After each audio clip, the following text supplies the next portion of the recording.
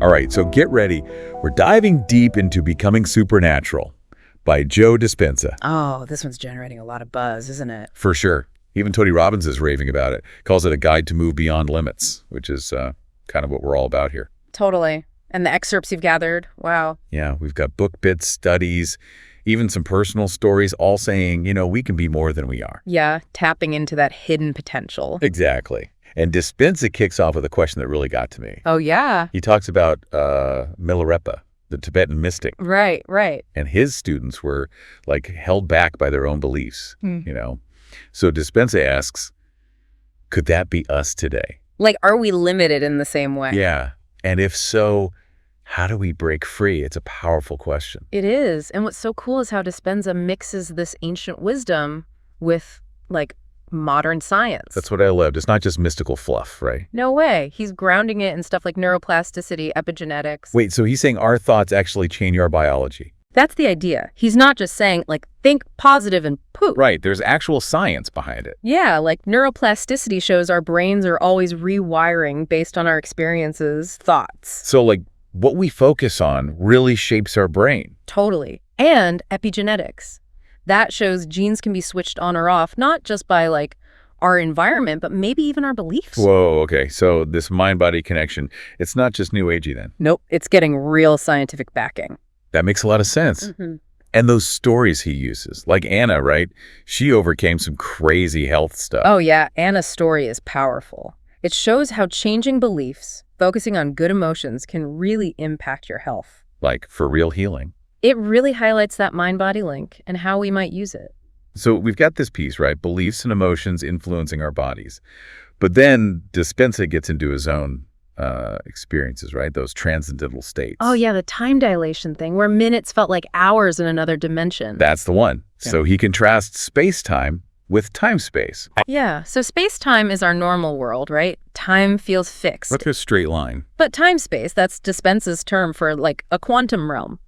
Time's fluid, possibilities are endless. So it's like shifting your focus from the physical to this potential space. Exactly. Dispenza's saying, by doing that, we open up to new things, maybe even influence reality in ways we can't imagine normally. Whoa, that's trippy. And to show this, he even talks about a past life, right? He was a philosopher, learned a big lesson about truth. It makes you wonder if those past experiences, even if we don't remember them clearly, are still shaping us. Yeah, are they influencing us now? Dispenza thinks so. Mm-hmm. He says our consciousness isn't limited to our bodies or even this one lifetime. Okay, so thoughts shape reality. Consciousness might be bigger than we think.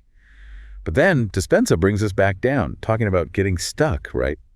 Negative emotions, patterns. It's like we're trapped by our past making the same mistakes. Oof, I know that feeling. He talks about this cycle.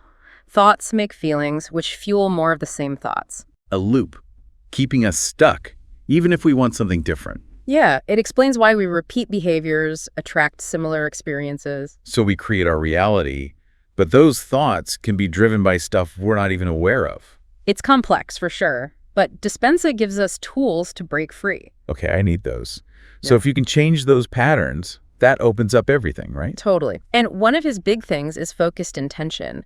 He mentions this muscle study. Oh, yeah. People just visualizing working out, their muscles actually change. Wait, thinking about exercise made their bodies different. It shows our minds are active, not just watching. They shape our reality. If just thinking can do that, imagine combining it with other techniques. Okay, now I'm really hooked. All right. So we've got the power of belief, the influence of the past, and this potential to change things with our minds. What else is coming in this deep dive? My mind is already blown. Well, next, Dispenza goes into the energy centers, the chakras. He explains how each one vibrates at a certain frequency, has its own consciousness. So it's like our bodies are more than just physical stuff. We're energy too. Exactly. And understanding these centers gives us insight into our emotions, our mental state, even our spirituality. He talks about the heart center. Oh yeah, I've heard about that one. He calls it an energy expander. It's all about love, gratitude, joy.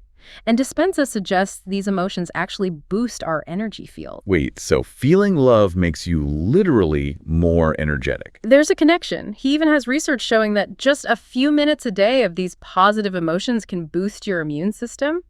And then there's heart coherence. Heart coherence. It's when your heartbeats are rhythmic, Dispenza says that strengthens your energy field, impacts your health overall. So cultivating good emotions, especially heart-centered ones, can make us stronger. That makes sense. But what about all the bad stuff we're bombarded with, like the news, ads, just the craziness of the world? Does that mess with our energy too? That's a great question, and it takes us to another key part of what Dispenza's teaching. Oh, absolutely. Dispenza is really clear about that. He says we're constantly exposed to, negative programming from the media, advertising, even just talking to people sometimes. Yeah, I guess that makes sense. And the thing is, these messages, they can kind of slip into our subconscious, Oh, without us realizing it. Exactly. And then they're affecting our beliefs, our actions, all under the radar. That's kind of creepy when you think about it. So what do we do? Can we, reprogram that subconscious stuff? Dispenza thinks so. One technique he talks about is mind movies. Mind movies? What are those? They're like personalized videos, but they're full of images and affirmations that show your ideal life. So instead of watching Netflix, I'm watching my dream life. You got it. The idea is to bypass that analytical part of your brain, the one that filters stuff out, and go straight to the subconscious. Clever. So it's like visualization, but with a techie twist. And Dispenza, he even takes it further. He says to watch these mind movies while looking at a kaleidoscope. A kaleidoscope. Why a kaleidoscope? It's those shifting patterns, They help put you in a trance-like state, which makes your mind more open to the suggestions in the mind movie. Wow, that's pretty wild. Does he give any examples of this actually working for people? Oh, yeah, he does. There's this couple, Natalie and Glenn. They were struggling financially, right? Yeah. But they used mind movies to visualize their dream business. Yeah. They made it happen. Despite the odds, they achieved their goal. Okay, that's really inspiring.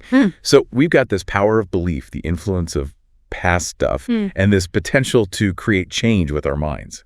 But how do we actually use all this? Does Dispenza give us any, concrete tools? He does. He's big on taking action, not just thinking about it. He gives us some practical techniques. He's really into two kinds of meditation, the blessing of the energy centers and the walking meditation. Okay, tell me more about those. What are they all about? The blessing of the energy centers. That one focuses on cultivating good emotions, gratitude, love, joy. You direct those to each energy center in your body. So it's like giving each chakra a dose of good vibes. That's the idea. It's about clearing any blockages, getting the energy flowing smoothly, and then there's the walking meditation. Yeah, what's that one for? It's about taking that heightened energy and awareness from your meditation and bringing it into your everyday life. Like not just leaving it on the meditation cushion. Exactly. It's about embodying it, carrying those positive vibes with you everywhere you go. That makes sense. Does he give any proof that these techniques actually do anything? He does. He's got tons of case studies from his workshops, people who have had some pretty amazing changes. There's Jerry, for instance. He was a medical professional, and he healed himself from this, really serious pancreatic issue. Whoa, for real? Yeah, and then there's Janet, who was struggling with really bad depression. She connected with this divine light during meditation, and it helped her overcome it. Okay, these stories are amazing. But he's not saying meditation is a cure-all, right? Oh, no, definitely not. He makes it very clear that it's not magic, and it's not about rejecting traditional medicine. It's more about recognizing the healing power we have inside ourselves. And activating it, right, through practice and belief. Yeah, and that leads us to another really cool thing Dispenza talks about, which is the collective consciousness, and this idea he calls Project Coherence. Yeah, so in Project Coherence, Dispenza gets groups of people to meditate together, specifically for peace and harmony.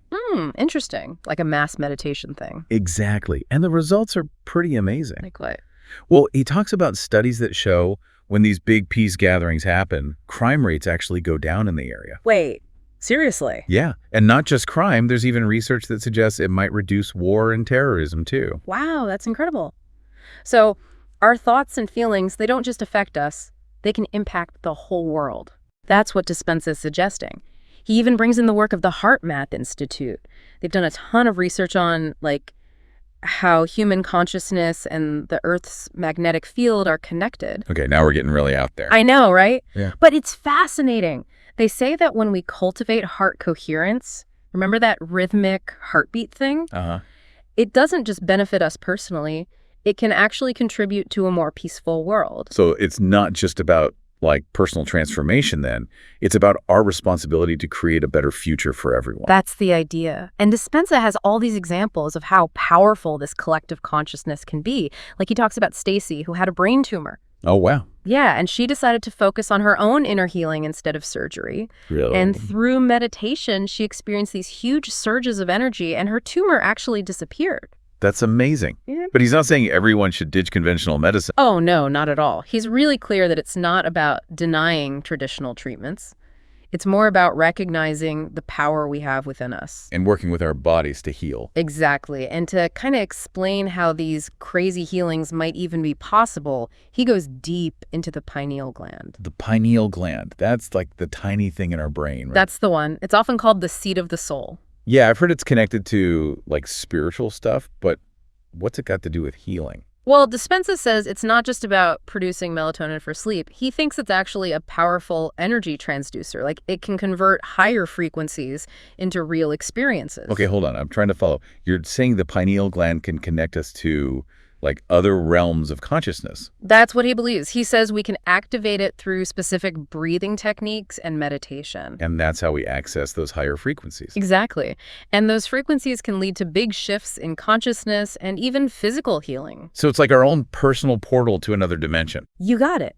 And Dispenza talks about how, in his workshops, they've actually measured increased energy flow in people's brains, especially in the gamma brainwave range. Gamma brainwaves. Those are associated with, like, higher states of awareness, creativity, even mystical experiences. Okay, this is all super fascinating, but it's also a lot to digest. We're definitely moving beyond, like, normal science here, right? We are. But Dispenza says it's not about throwing science out the window. It's about expanding our understanding of what's possible. Because there's still so much we don't know. Exactly. We're just scratching the surface when it comes to the nature of reality and what we're truly capable of. So where do we go from here? How do we start tapping into this supernatural potential? Dispenza reminds us that it's not about becoming superhuman overnight. It's a gradual process, like rewiring our brains, changing our bodies, and really aligning ourselves with a new way of being. He says to start small. Try the meditations, be more mindful in daily life, and choose thoughts and emotions that support your well-being. So it's about consistency and forming new habits, like you always say. Exactly. And it's about challenging ourselves, stepping outside our comfort zones, and being open to the idea that we can be so much more than we think. Dispenza reminds us that throughout history, it's the people who question things, who explore the unknown, who end up creating breakthroughs. And he thinks we all have that potential if we're willing to put in the work. Absolutely. And in the end, he leaves us with this powerful question: what would love do? He wants us to ask ourselves that in every situation, to let love guide us. It's a reminder that we can make a difference right now just by choosing love. Exactly. It's a beautiful message, and it reminds us that the journey to becoming supernatural is a process. It takes dedication and a willingness to push our boundaries, but the rewards are huge, both for us and for the world. This deep dive has been amazing. We've explored so much. The science, the mysteries of consciousness, and the power of our collective energy. It's a lot to think about, but I'm feeling super inspired. It's an invitation to step into a new way of being, embrace the unknown, and really become the change we want to see. Maybe you'll check out Dispenza's book, try the meditations, even make your own mind movie. The journey starts with a single step. And I think this is just the beginning of an incredible journey for all of us. Thanks for joining us on this deep dive.